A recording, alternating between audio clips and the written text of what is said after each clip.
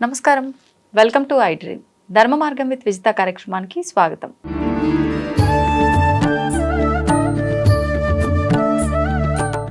నమస్కారం అమ్మా.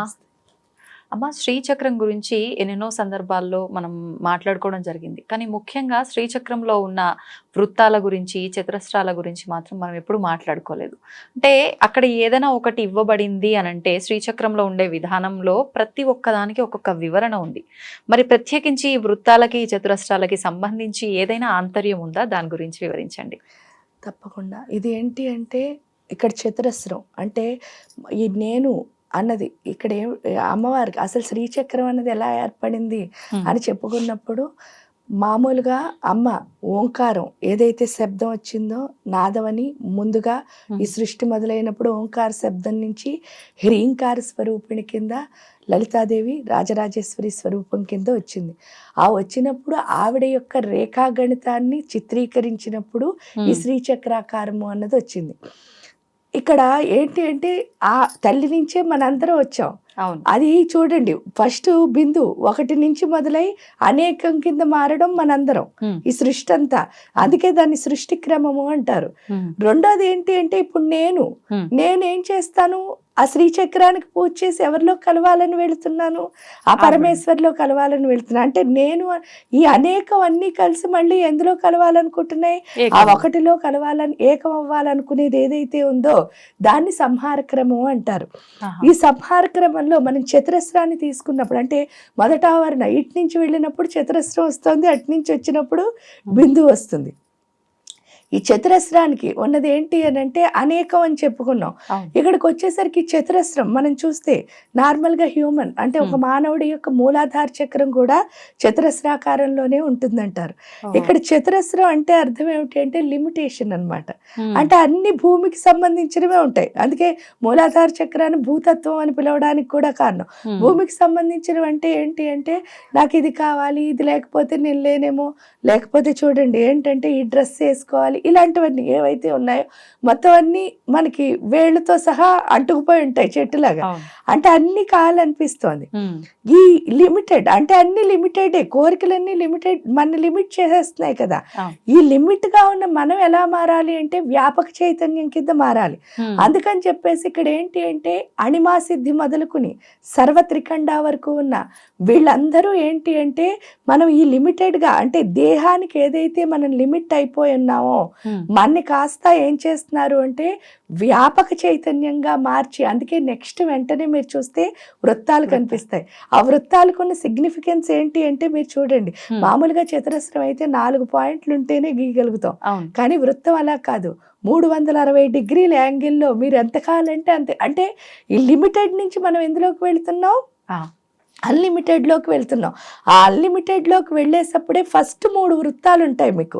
ఆ 3 వృత్తాలు ఏంటి అంటే మనలో ఉన్న కామాగ్ని, జఠరాగ్ని, జ్ఞానాగ్ని మన ఏది లిమిట్ చేస్తుందో ఇప్పుడు మనం వ్యాపక చైతన్యం వైపు కొంచెం వెళుతున్నాం. అంటే మన దృష్టి మారి అయ్యో నేను వీటితో ఉండకూడదు, ఇంకొంచెం నేను ఎదగాలి. ఆ ఎదగాలనుకుని మనం ఎప్పుడైతే బయలుదేరామో అప్పుడు ఎదిగించడానికి అమ్మవారు చూడండి అక్కడ ఉన్న 3 వృత్తాలు ఏంటి మనలో కామాగ్ని. కామాగ్ని అంటే అర్థం ఏమిటి, మనకి బోల్డ్ అని కోరికలు. అంటే ఇది కావాలండి, అది కావాలండి, అది అన్ని కావాలి మనకి. ఎందుకు అన్ని కావాల్సి వస్తున్నాయని ఒక్కసారి మనం ఆలోచించుకున్నాము అంటే అన్ని కావాలనుకుంటాము. కావాలనుకున్న తర్వాత చాలా కష్టపడాలని కొంతమంది ట్రై చేస్తారు, చాలా మందికి ఈజీగా వస్తే కూడా ఇష్టం. అంటే 90% ఈజీగా రావడాన్ని ఇష్టపడతారు, కష్టపడి ఎవరు తెచ్చుకోవాలనుకోరు. అంటే వాళ్ళలో ఏం లేదంటే కామాగ్ని మటుక్కుంది, జఠరాగ్ని లేదనమాట. జనరల్ గా 90%కి కామాగ్నే ఉంటుంది. జఠరాగ్ని ఎవరికి ఉంటుందో వాళ్ళు ఏం చేస్తూ ఉంటారంటే తపన, అంటే దాన్ని ఎలాగైనా సాధించాలి. అంటే నాకు ఒక కోరిక వచ్చింది, అది నేను సాధించాలి. సాధిస్తూ ఉన్నప్పుడు ఏమవుతుంది అంటే ఏదైనా మనం తెచ్చుకున్న తర్వాత ఒక పీక్ టైం తర్వాత ఒకటి అవుతుంది, ఇంకోటి వస్తుంది, ఒకటి అవుతుంది, ఇంకోటి వస్తుంది. అప్పుడు మన మనసుకు అనిపిస్తుంది ఎప్పుడు ఇంతేనా, కానీ దీనివల్ల నాకేమొచ్చింది అని ఆలోచించుకుంటే ఏమి రాలేదు, నాకేమి రాలేదు. అంటే ఒక హ్యాపీ నేను ఫీల్ అవ్వలేదు నిజంగా కూడా. అంటే ఒక కార్ కొనుక్కోవాలనుకున్నారు, సపోజ్ కొనేసుకున్నారు, ఎన్ని రోజులు ఆ కార్ని చూసి మీరు మురిసిపోగలరు? ఇంకో దాని మీద కోరిక పుట్టినంత వరకే అంతే. మళ్ళీ దీని మీద ఏం వ్యామోహం ఉండదు. ఉండదు. అది మనకి ఎప్పుడు అర్థమైందో అంటే ఇది కాదనమాట. అప్పుడు మన మనసు ఏమవుతుంది అంటే డిఫరెంట్గా ఆలోచించడం మొదలెడుతుంది. ఆ డిఫరెంట్గా ఎప్పుడు ఆలోచించిందో అసలు నాకు ఇన్ని కోరికలు ఎందుకు వచ్చాయి అని ప్రశ్నించుకుంటే ఆన్సర్ ఏమిటిట అంటే నాకేమి కావాలో నాకు తెలియదు, అందుకనే అన్నీ చుట్టుకుంటున్నానని అర్థమవుతుంది. ఎప్పుడు అర్థమైందో మనకేం కావాలో మనం అర్థం చేసుకుంటాం. అదే జ్ఞానాగ్ని అంటే. అంటే అసలు నాకేం కావాలి, ఆ నాకేం కావాలని మనం అర్థం చేసుకున్న తర్వాత అక్కడ పెటల్స్ ఉంటాయి మీరు చూస్తే. ఫస్ట్ 16, తర్వాత 8. ఈ అష్టదళ పద్మం, షోడశ దళ పద్మం ఇది ఏం చేస్తుంది అంటే స్లోగా మనలో ఉన్న లోపాలని తొలగిస్తూ ముందుకు తీసుకువెళ్తుంది. అంటే ఒక్కొక్క లోపాన్ని, ఎందుకంటే మీరు ఎప్పుడైతే జ్ఞానం సంపాదించుకున్నారో ఈ జ్ఞానం సంపాదించుకున్న మీకు ఏమవుతోంది అని అంటే ఆ జ్ఞానం పూర్తిగా నిలబడాలి. ఎందువల్ల అంటే ఒక్కొక్కసారి చూడండి దేవుడు ఉన్నాడా అని ఎవరినైనా అడిగామనుకోండి అందరికీ దేవుడు అంటే నమ్మకమే ఈ సృష్టిలో. మళ్ళీ ఒక్కొక్కసారి ఏమవుతుంది నిజంగా పని చేసినప్పుడు అమ్మ నేను కూడా చేసుకుంటే బెస్ట్, దేవుడి మీద వదిలేయకూడదు అని చెప్పి అటు ఇటు ఊగేవాళ్ళు కూడా ఉంటారు. ఇందులో అటు ఇటు ఊగేవాళ్ళు 80% పైనే ఉంటారు. ఒక 20% స్ట్రాంగ్ గా ఉంటారు. ఈ స్ట్రాంగ్ గా ఉండడానికి ఇటు అటు ఊగడానికి అంటే ఇక్కడ దేవుడి విషయంలో అని కాదు, ఏ విషయంలో అయినా సరే అటు ఇటు ఊగేవాళ్ళు చాలా మంది. దానికి కారణం ఏమిటి అంటే మనలో ఉన్న లోపాలే. మనకి పూర్తిగా దాని మీద ఏం రాలేదు, అవగాహన రాలేదు. ఆ అవగాహన ఏం తెస్తాయి అని అంటే ఈ షోడశ దళ పద్మం, అష్టదళ పద్మం మనలో ఉన్న ఒక్కొక్క లోపాన్ని, ఎందుకంటే మనలో ఉన్న ఇంద్రియాలు ఏవైతే ఉన్నాయో అవి మొత్తం 24 తత్వాలు ఎప్పుడు క్లీన్గా ఉంటాయో అప్పుడే మన మనస్సు మన అధీనంలో ఉంటుంది. ఈ అష్టదళ పద్మం, షోడశ దళ పద్మం మన మనస్సుని మన అధీనంలోకి తెస్తుంది. అంటే మనం అనుకున్నది ఏదైనా సరే అనుకున్న దాన్ని అనుకున్నట్టు ఫోకసివ్గా చేయడం, అటు ఇటు ఓగకుండా ఆ ఓగని స్థితి దళాలు 2 మనకి తీసుకొస్తాయి. ఎప్పుడు తీసుకొచ్చాయో మనం వెంటనే ట్రయాంగిల్స్లోకి వెళ్ళిపోతాం. మీరు చూస్తే ఫస్ట్ ట్రయాంగిల్స్ చూడండి 14 ఉన్నాయి, 10 ఉన్నాయి, 10 ఉన్నాయి, 8 ఉన్నాయి, 3 అంటే అది ఒకటే, 3 కోణాలు. ఇవేవైతే ఉన్నాయో ఈ త్రికోణాలన్నీ మీరు చూస్తే ఒకదాంతో ఒకటి కలిసి ఉంటాయి. ఎందుకు కలిసి ఉన్నాయి అని అన్నప్పుడు మీరు ఎటు వెళ్తారు, ఫోకసివ్గా వెళ్తున్నారు. ఫోకసివ్గా వెళ్తే మీ ఏకాగ్రత దేనిపైన ఉండాలి, ఒకే దానిపైన ఉండాలి. ఆ ఒకే ఏమిటి అని అన్నప్పుడు మీరు ఆ త్రికోణాలు కూడా వాటిని శివ కోణాలు, శక్తి కోణాలు అని పిలుస్తారు. ఇక్కడ శివ కోణాలు, శక్తి కోణాలు 2 కలిసి ఉన్నాయి. అన్ని ఇంటర్సెక్షన్స్ మీరు చూస్తే ఒకదానికొకటి కలిసి, ఆ కలిసి ఉండడం అంటే ఏంటి అంటే ఏకత్వం. అంటే జ్ఞానంలోనే శక్తి ఉంది, శక్తిలోనే జ్ఞానం ఉంది. ఇప్పుడు మనం ఎంత ఫోకస్ గా ఏకాగ్రతతో వెళ్తున్నామో ఆ జ్ఞానాన్ని, శక్తిని ఏం చేస్తున్నాం మన లోపలికి స్లోగా తెచ్చుకుంటున్నాం. ఎప్పుడైతే ఆ జ్ఞానం, శక్తి మన లోపల కలవడం మొదలుపెట్టిందో ఫైనల్గా బిందు స్థానంలో ఎవరున్నారు అంటే ఆ శివ శక్తి. ఇందాక చెప్పినట్టే ఆ శివ శక్తి నేను వేరు కాదు అని చెప్పేసి మొదటగా ఆ శివుణ్ణి, శక్తిని మనలో లయం చేసుకోవడం. ఎందుకు అంటే అంత పెద్ద దేవుణ్ణి చూడాలనుకోండి, మనం చిన్న దేవుడైనా అయితే కదా అంత పెద్ద దేవుడు అంటే ఇంకా అన్ని ఎగ్జాంపుల్స్ కూడా ఒక్కర్లే. మనం అమ్మ అయితేనే మన అమ్మ విలువ మనకు తెలుస్తుంది. అంటే అమ్మ అంటే ఏంటో ఎప్పుడు తెలుస్తుంది, పుట్టగానే తెలియలేదు కదా. మనం ఇంకో బిడ్డకి తల్లి అయినప్పుడే ఓహో అమ్మ ఇంత గ్రేట్ అని అప్పుడు కదా అర్థం అవుతుంది. అలాగే దేవుడు అంటే అర్థం అవ్వాలంటే ఫస్ట్ మనలో ఉన్న రాక్షస గుణాలన్నీ బయటకు వచ్చేయాలి. ఈ త్రికోణాల పని ఏంటి అంటే మనలో ఉన్న శక్తిని, జ్ఞానాన్ని పెంచడం ద్వారా మన లోపలున్న మొత్తం ఏవైతే ఉన్నాయో రాక్షసత్వం లోపాలన్నిటినీ బయటకు తీసేస్తాయి. ఎప్పుడైతే మొత్తం అంతా బయటకు వచ్చేసిందో అంటే సప్త ధాతువులు మొత్తం అన్నిట్లో ఎందులో ఉన్నాయో అన్నిట్లో బయటకు వచ్చేసిన తర్వాత ఆ శివుడు శక్తితో లయం అవ్వడం అన్నది వస్తుంది. ఎప్పుడైతే ఆ శివశక్తి యొక్క శక్తి మన ఆత్మశక్తితో అనుసంధానమైందో అప్పుడే మనం కూడా దైవత్వాన్ని సంపాదించుకుంటాం. ఆ దైవత్వాన్ని సంపాదించుకున్న తర్వాత చేసేదే నిజమైన పూజ. ఎప్పుడైతే ఆ దేవుడితో అనుసంధానం అవుతున్నామో ప్రతి క్షణం ఆ మహాభావ స్థితిలో ఉంటూ ఉంటూ పూర్తిగా ఈ ప్రాణం ఎప్పుడైతే ఈ భూమి మీద నుంచి వెళ్ళాలో ఆ రోజున ఏమవుతాము అంటే ఆ మహాదేవి మహాదేవుళ్ళలో మనం ఐక్యం ఐక్యమైపోతాం. అయిపోతాం. అదే శ్రీచక్రం యొక్క సిగ్నిఫికెన్స్. దీన్ని ఏమంటారంటే సంహార క్రమము అని పిలుస్తారు. అటు నుంచి మనం వచ్చిన దాన్ని సృష్టి క్రమం అంటారు. అంటే బిందువు నుంచి కొంతమంది పూజ చేస్తారు చతురస్రం వరకు, వాళ్ళని సృష్టి క్రమంలో పూజ చేశారు అంటారు. మనం ఏం చేస్తాము అని అంటే చతురస్రం మొదలుకొని బిందువుకి వెళ్తాం. బిందువుకి ఏది ఉత్తమం అమ్మ దీన్ని బట్టి కింద నుంచి? ఆ రెండు ఉత్తమమే. అంటే కొన్ని మార్గాల వాళ్ళు వచ్చేస్తారు, కొన్ని మార్గాల వాళ్ళు ఇది చేస్తారు. ఈ విధంగా వెళ్ళడాన్ని సంహార క్రమం అంటారు. ఈ రెండు మార్గాల్లో ఏదో ఒకటి ఏదైనా ఫైనల్ గా ఆ పరమేశ్వరిని చేరే మార్గం. ఇప్పుడు అంటే అన్నీ తెలిసి కొంత జ్ఞానం ఉన్న వాళ్ళైతే ఏ ఆవరణ ఎలా చేయాలి, ఏ చేస్తున్నప్పుడు ఏం మంత్రం చెప్పాలి, లేకపోతే ఈ ప్రాసెస్ అంతా ఒక విధానంగా వెళ్తుందమ్మా. మరి సామాన్యులకి ఇవన్నీ ఏం తెలియదు. ఊరికే శ్రీచక్రం పెట్టుకున్నామా, కుంకుమతో అలా అర్చన చేసామా, శ్రీమాత్రే నమః అనుకున్నామా, అయిపోయింది. మరి ఇటువంటి వాళ్ళ పరిస్థితి ఏంటి? మీరు చెప్పిన విధానం అంతా జరుగుతుందా అలా చేసినా? ఈ విధానం అంతా జరుగుతుంది. ఎప్పుడు అంటే చక్కగా వాళ్ళు పువ్వులు పెట్టారా, లేకపోతే కుంకుమ వేశారా, ఇదంతా జనరల్గా ఏంటి అంటే నార్మల్గా ఒక ఇంట్లో పూజ చేస్తే కుంకుమ కంటే పువ్వులే శ్రేష్టము. ఎందుకు శ్రేష్టము అంటే కుంకుమ అన్నది రజోగుణము. ఇంట్లో అదేంటంటే రజోగుణంతో పూజ చేసినప్పుడు ఎక్కువ అన్నదానం చేయాల్సి వస్తుంది.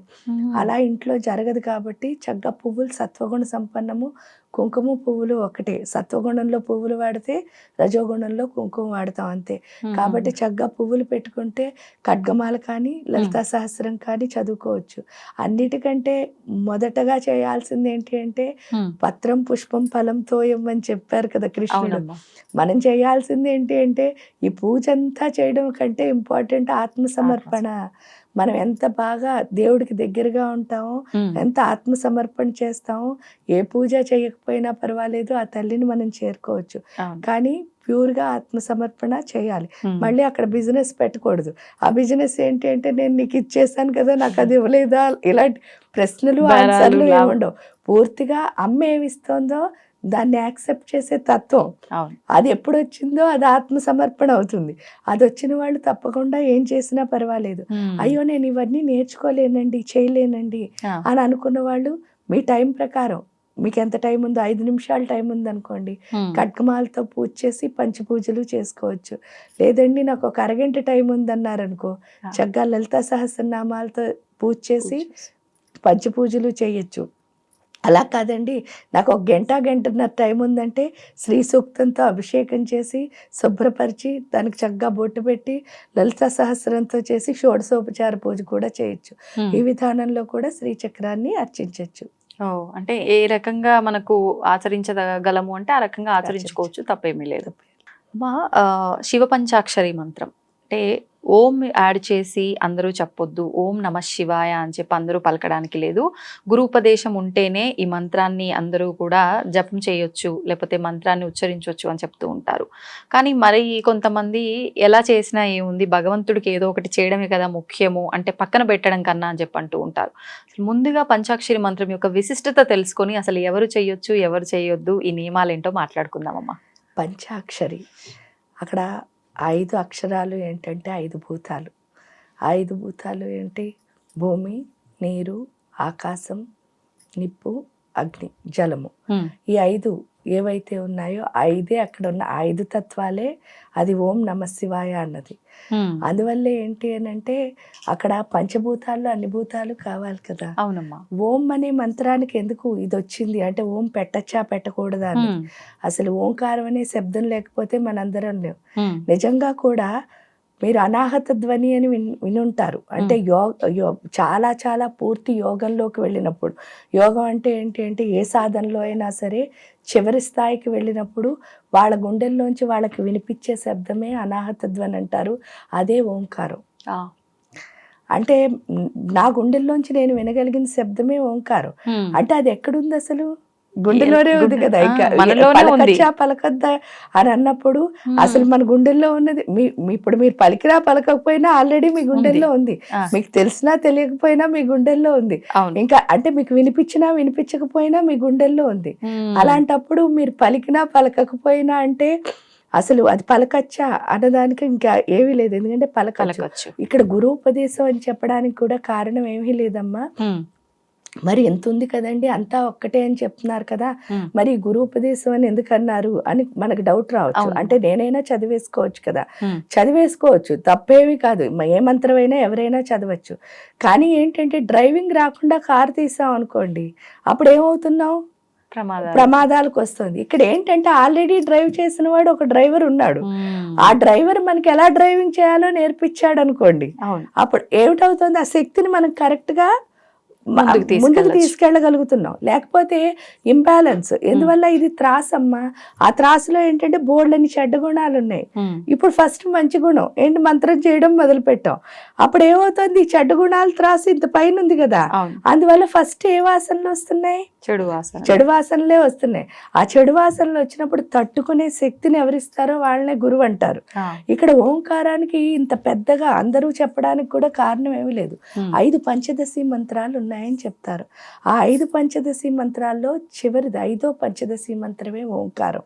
ఆహా. ఈ ఓంకారాన్ని ఏంటి అంటే జనరల్గా లాస్ట్ అంటే ఏంటి అంటే బాగా వాళ్ళు సాధన చేసిన వాళ్ళకే ఇవ్వడానికి కారణం ఏమిటి అంటే ఓంకారం ఎక్కువ చేస్తే వైరాగ్యం వస్తుంది అని చెప్తారు. జనరల్గా గృహస్థాశ్రమంలో ఉన్న వాళ్ళు ఉమ్, వైరాగ్యంగా ఉంటే మంచిగా ఉండదు అన్న దానికోసం చేసేది. కానీ నా వరకు నాకేమనిపిస్తుంది అని అంటే వైరాగ్యము అంటే దేని మీద వ్యామోహం లేకపోవడం, దాన్ని అనుభవించకపోవడం కాదు. ఆ, ఆ, ఇప్పుడు సపోజ్ చూడండి, మరి ఇంటి దగ్గర నుంచి ఇక్కడ కారు ఎక్కొచ్చాం, కారు మీద వ్యామోహం ఏం లేదు, జస్ట్ నేను ఇక్కడికి రావాలి కాబట్టి కారు ఎక్కొచ్చాను. ఉమ్, సో అంటే అలా ఉంటే ఏం పర్వాలేదు కదా, అవును, అవును. అలా అనిపిస్తుంది. కానీ కొంతమంది ఏంటి అంటే దానికి ఇష్టపడరు, అంటే అన్నీ ఖాళీ అనిపించినప్పుడు అది కొంచెం అది ఏమిటి అంటే మన భయమే. ఉమ్, కాకపోతే ఎవరైనా చెయ్యొచ్చు అన్నది నా అభిప్రాయం. ఆ, ఎందువల్ల అంటే ఆ భయం ఒక్కటి వీడామనుకోండి, అవును. అంటే నేనేమైనా అయిపోతానేమో, ఉమ్, లేకపోతే చూడండి చాలా మందికి ఇంకొక అభిప్రాయం కూడా ఉంటుంది, ఎక్కువ పూజలు చేసేసినా ఎక్కువ సాధన చేసినా ఫైనల్గా హిమాలయాలకు వెళ్ళిపోతారేమో అని ఒక డౌట్, లేకపోతే కాషాయ వస్త్రాలు వస్త్రాలు వేసుకొని. వేసుకుని. కానీ నిజంగా బాగా సాధన చేసిన వాడికి ఏ వస్త్రం అయితే ఏమిటి, ఉమ్, హిమాలయం అయినా లేకపోతే మన హైదరాబాద్ అయినా ఒకటే కదా. అంటే అప్పుడు బంధాల విషయంలో కూడా అలానే అనిపిస్తుంది బంధాల కదమ్మా, ఉంటే విషయం- ఏంటి లేకపోతే ఏంటి ఫ్యామిలీతో అన్నట్లుగా. అలా ఇప్పుడు కార్ ఎక్కడం మానేయట్లేదు కదా తల్లి, కానీ కొంతమంది అలా వెళ్ళిపోతున్నారమ్మా నిజంగా. అది ఇంబ్యాలెన్స్. ఆ. అంతే, అంటే పూర్తిగా బ్యాలెన్స్ అవ్వలేదు అనమాట. అవును. పూర్తిగా బ్యాలెన్స్ అయినప్పుడు ఏమవుతుంది అంటే ఈ గొప్పతనం కూడా తెలుస్తుంది. ఎందుకంటే మనకి ఏ ఆశ్రమం, అమ్మవారిని చెప్పారు కదా వర్ణాశ్రమ విధాయిని, ఉమ్, అంటే మనకి ఇచ్చిన కులం ఏదైతే ఉందో, అంటే మనం ఏ కులంలో పుట్టామో మనకి పెట్టిన కులం ఒకటి ఉంది కదా, అవును. ఆ కులం ఏదైతే పుట్టామో మళ్ళీ మనకి ఏ ఆశ్రమం ఇచ్చారో, అంటే ఉమ్, బ్రహ్మచర్యంలో ఉన్నావా, గృహస్థాశ్రమంలో ఉన్నావా, లేకపోతే సన్యాసంలో ఉన్నావా, లేకపోతే వానప్రస్థంలో ఉన్నావా, ఉమ్, ప్రతి ఆశ్రమానికి ఒక్కొక్క ధర్మం ఉంటుంది. సాధన చేస్తే ఏమవుతుంది అంటే ఆ ధర్మాలను కరెక్ట్గా పాటించడం వస్తుంది. ఎందుకంటే ధర్మం నేర్పేదే సాధన కదా. అవును. అలాంటప్పుడు దాన్ని వదిలి పారిపోవడం ఎప్పుడూ నేర్పించదు. ఉమ్, ఎందుకు అంటే మీరు ఎప్పుడైనా విన్నారో లేదో, ఉమ్, ఏమిటి అంటే మామూలుగా సైనికులు ఉంటారు కదా, సైనికులు దేశ సరిహద్దుల్లో ఉండి దేశాన్ని కాపాడుతారట. అవును. కానీ ఒక్క ఉపాసకుడు ఏం చేస్తాడట అంటే ప్రపంచం మొత్తాన్ని కాపాడుతాడట, ఉమ్, అంత సైనిక యోధుట. అలాంటప్పుడు సైనికుడు అంటే ఏమిటి, యుద్ధం వచ్చినప్పుడు ముందుకెళ్ళడం వస్తుందా వెనక్కి తిరగడం వస్తుందా, ముందుకే వెనక్కి వెళ్తారు. తిరగడం వచ్చేవాడిని సైనికుడు అంట కదా. అంటే నువ్వు ఏ ఆశ్రమంలో ఉన్నావో అక్కడే ఉండాలి. ఉమ్, ఎందువల్లంటే గురూజీ ఒకసారి చెప్పారు, దీనికి ఒక చిన్నది చెప్తాను. ఉమ్, ఏమిటి అని అంటే నాకు చాలా ఇష్టం బృందావనం ఈ ప్రపంచంలో అన్ని ప్లేసుల కంటే. అవునా. అయితే ఎప్పుడు నాకు అక్కడ ఉండిపోవాలని అనిపించేది అనమాట. ఆహాహా. అనిపిస్తే నాకు ఇంకొక రోజు చాలా ఏడుపు వచ్చేసింది. ఉమ్, ఏంటి అంటే గురూజీ దగ్గర మంత్రం తీసుకోవడం వల్ల నేను ఆయన మాట కాదని అక్కడ ఉండలేకపోతున్నాను కదా. అవును. ఇక్కడ కూడా నాకు ఉండాలనిపించటం లేదు కదా. ఉమ్, అప్పుడేమో నాకు చాలా ఏడుపు వచ్చి నేను ఇంకెవరి దగ్గర ఏడవాలి, మరి ఇంకెవరి దగ్గర ఏడవకూడదు కదా, గురువు గారి దగ్గర ఏడవాలి. అందుకని గురూజీ దగ్గరికి వెళ్ళి, గురూజీ నాకు అసలు ఇక్కడ ఉండాలనిపించటలే, బృందావనం వెళ్ళిపోవాలనిపిస్తుంది అని చెప్పి నేను చాలా గట్టిగా ఎక్కి ఏడ్చాను. ఉమ్, గురూజీ ఎప్పుడు అసలు మనం ఏం చెప్పినా సరే ఫస్ట్ మనకి నో అని చెప్పరనమాట ఆన్సర్. ఉమ్, చాలా మంచిగా, అంటే ఆయన ఒక అమ్మ అంటే అమ్మ, నాన్న అంటే నాన్న, అమ్మవారు అంటే అమ్మవారు అంతే. ఉమ్, ఇంకా మనం ఎలా చూస్తే అలా, ఫ్రెండ్ అంటే ఫ్రెండ్. ఆ టైంలో మనకి ఏది అవసరమో అలా అలా ఉంటారు అంతే, అంత సపోర్టివ్గా. అయితే ఏముందమ్మా వెళ్ళిపోదు కానీ అన్నారు. దానికి ఒక డెడ్ లైన్ కూడా ఉంది. ఫిబ్రవరి 4th మాకు ఒక ప్రోగ్రామ్ ఉండేది, ఇది అయిపోయిన తర్వాత వెళ్ళిపోవచ్చు అని అన్నారు. అంటే ఇంత ఈజీగా అయిపోతుంది పని అనుకోలేదు కదా. అనుకునేసరికి అంత ఇంకా ఫిబ్రవరి 4th తర్వాత బృందావనం వెళ్ళిపోతున్నాం అని చెప్పేసి ప్లాన్ చేసేసుకుంటే ఫిబ్రవరి 4th అయిపోయింది. అయిపోయి మొన్నాడు పొద్దున్నే ఇక్కడికి వచ్చాం.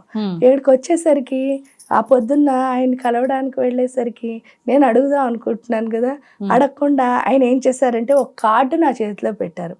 ఆ కార్డు పేరు ఏంటి అంటే, ఆ కార్డు పైన పేరు పెద్ద అక్షరాలతో, కింద చాలా డిస్క్రిప్షన్ ఉంది. అదంతా కాకుండా పైనున్నది ఏంటి అంటే హ్యాపీ హోమ్స్ అని ఉంది. హ్యాపీ హోమ్స్ అని ఉంటే ఆ కార్డు ఉంది.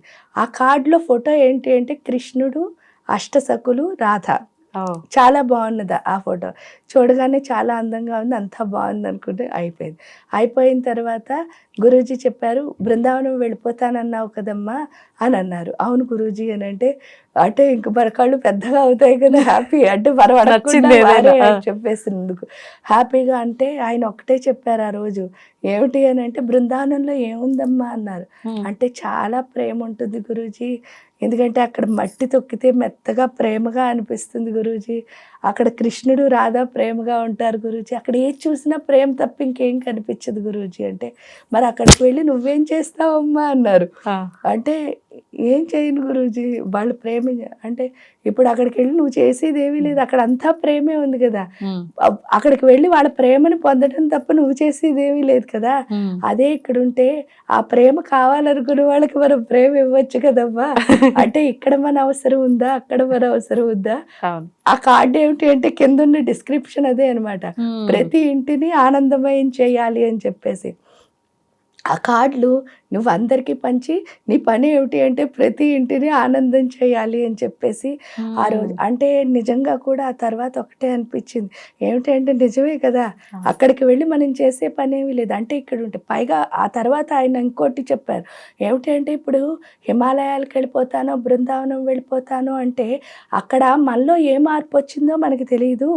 ఇక్కడ ఈ ప్లాట్ఫామ్ మీద ఉన్నప్పుడు ఏంటంటే ఒకళ్ళు తిడతారు, ఒకళ్ళు కొడతారు, ఒకళ్ళు మెచ్చుకుంటారు, ఒకళ్ళు ప్రేమిస్తారు, ఇన్ని రకాల ఎమోషన్స్ మన చుట్టూ ఉన్నప్పుడు మనలో అసలు ఏ ఎమోషన్స్ ఉన్నాయో, అంటే నాలో కోపం ఉందా, ద్వేషం ఉందా, ప్రేమ ఉందా, అభిమానం ఉందా, ఏ ఉన్నాయో అర్థమవుతుంది. అక్కడ కామ్గా కూర్చుంటే నీ లోపల ఏమున్నాయో ఏం పోయాయో నీకు తెలియదు కదమ్మా. అంటే సాధనకి నిజమైన ప్లాట్ఫామ్ ఏది అంటే ఈ ప్రదేశమేను, ఎక్కడికో పారిపోవడం కాదు. అది నిజంగా సాధకుడికి అర్థమవుతుంది ఎప్పుడు అంటే సాధన చేయడం మొదలు పెడితే.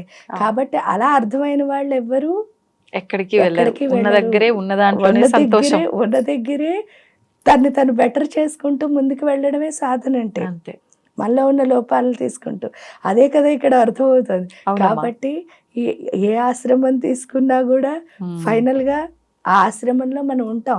అందువల్ల ఓం నమ శివాయ చెప్తే వైరాగ్యం వస్తుంది అని అంటే దేనిపైన అంటే అది మనం అనుభవించాలి, కానీ అది లేకపోతే నేను లేను అనుకోకూడదు.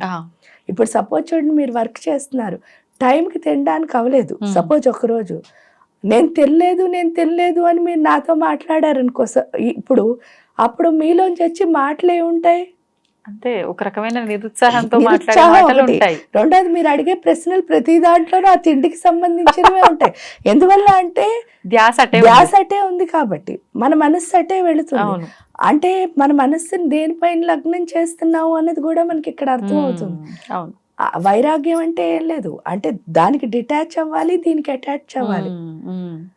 మళ్ళీ మనం అలా తిండి మానేయమని కాదు, అదే మన పని అయ్యాక తినొచ్చు. పరిస్థితులు ఎలా ఉన్నా మనం అనుకూలంగానే ఉండాలి. ఆ ప్రతికూల పరిస్థితుల్లో కూడా మనకు అనుకూలంగా మార్చుకోవడమే సాధన అంటే. అది అర్థమవుతుంది ఓంకారం వల్ల. కాబట్టి ఓంకారం ఎవరైనా చదవచ్చు.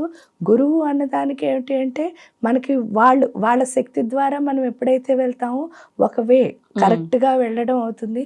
లేకపోతే మనం నేర్చుకుని వెళ్ళడం అంటే మనం కొంచెం వెళ్తే డెస్టినీ చేరొచ్చు, లేకపోతే మధ్యలో ఆగచ్చు, లేకపోతే ఇంకేమైనా అవ్వచ్చు. అంటే అసలు వెళ్తున్న మార్గం కరెక్టో కాదో ఫస్ట్ క్లారిటీ కూడా ఉండదు. అందువల్ల గురువు ఏ విద్యకైనా తప్పనిసరి. ధన్యవాదాలమ్మా. దీన్ని తవ్వండి, తవ్వుతూనే శివలింగం. పరమాత్మకు జీవా సరే దాన్ని అట్లా కప్పేసేయండి, చూపించదండి. Krishna is there. మూర్తి పూజ కాదు, సాక్షాత్ బ్రజేంద్ర నందన భగవాన్ ఉన్నారు మూర్తిలో. ఏమీ ఆశించకుండా ఆరాధించే వాళ్ళు కూడా ఉన్నారా ప్రభుజీ? నిజమైన భక్తి అంటే మనకు తెలియదు కాబట్టి